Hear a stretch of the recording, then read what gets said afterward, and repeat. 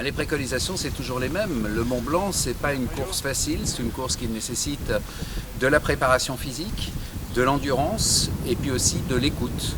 C'est-à-dire qu'on ne peut pas faire le Mont Blanc dans n'importe quelle condition. Et ce n'est pas une course qu'on fait parce qu'on a décidé de faire le Mont Blanc, tel jour à telle heure.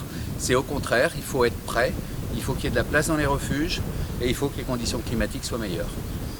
Et un petit mot sur les réservations, ça se passe comment avec le nouveau gardien alors? Tout se passe bien? Il y a un nouveau gardien que j'ai rencontré quand on a fait la commission de sécurité, qui est un guide, donc il connaît bien le milieu et qui a l'air de prendre son travail à cœur.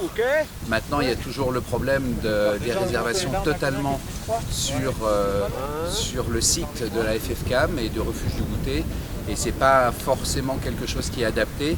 On ne réserve pas le goûter comme on réserve un billet de chemin de fer. Sinon, un petit mot sur l'ancien refuge, on en est où aujourd'hui?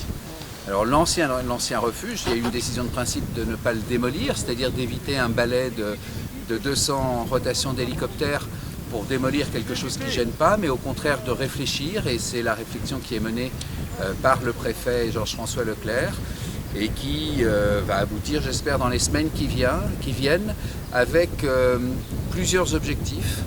Le premier, permettre aux secours en montagne et au PGHM d'avoir une base dans cet ancien refuge qui leur permette de laisser leur matériel et non pas de devoir, quand il y a une caravane terrestre, tout monter sur le dos depuis le Nid d'Aigle ou depuis Tétrousse. Et puis aussi pour une structure que l'on aime bien à Saint-Gervais et que l'on connaît bien, c'est Yves Fremont, médecine de montagne, docteur Emmanuel Cauchy, qui lui développe la recherche sur la médecine de montagne et aussi la télémédecine, et il souhaite avoir un petit local dans cet ancien refuge, ce qui lui permettra effectivement de mener aussi à bien des recherches, d'avoir une pharmacie pour des interventions, etc. Et la troisième partie du refuge, c'est de compléter l'offre en lits, en nombre de places dans le refuge, parce qu'il faut se souvenir que le projet initial était un projet de 140 personnes à accueillir, à la place des 106 qui existaient auparavant dans l'ancien refuge. Et aujourd'hui, la FFCAM, pour des raisons d'argent, n'en a fait que 120 dans l'ancien refuge, dans le nouveau refuge, et ce qui fait qu'il y a quand même un déficit.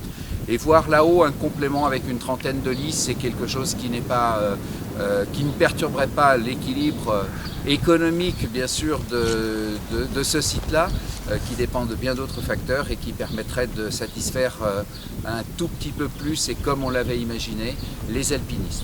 Et tout est fait autour de la sécurité des alpinistes. Parce qu'aujourd'hui, il faut savoir que s'il y avait un incident grave dans le nouveau refuge, le volume recueil, c'est-à-dire l'espace obligatoire qui a été fait par la FFCAM pour contenir les alpinistes qui seraient dans l'ancien refuge et sinistrés, eh bien c'est un local qui permet d'accueillir la moitié des alpinistes. Donc conserver l'ancien refuge, c'est aussi assurer sur l'Aiguille du Goûter une sécurité pour tous les alpinistes, que ce soit ceux du nouveau refuge, ceux dans la partie ancienne du refuge, et je pense que c'est ça qui est important. On ne peut pas faire que des principes, on ne peut pas avoir que des grandes idées, on doit aussi pouvoir permettre de satisfaire à la sécurité des alpinistes et des gens qu'on accueille du monde entier, au Mont Blanc, au pays du Mont Blanc et à Saint-Gervais.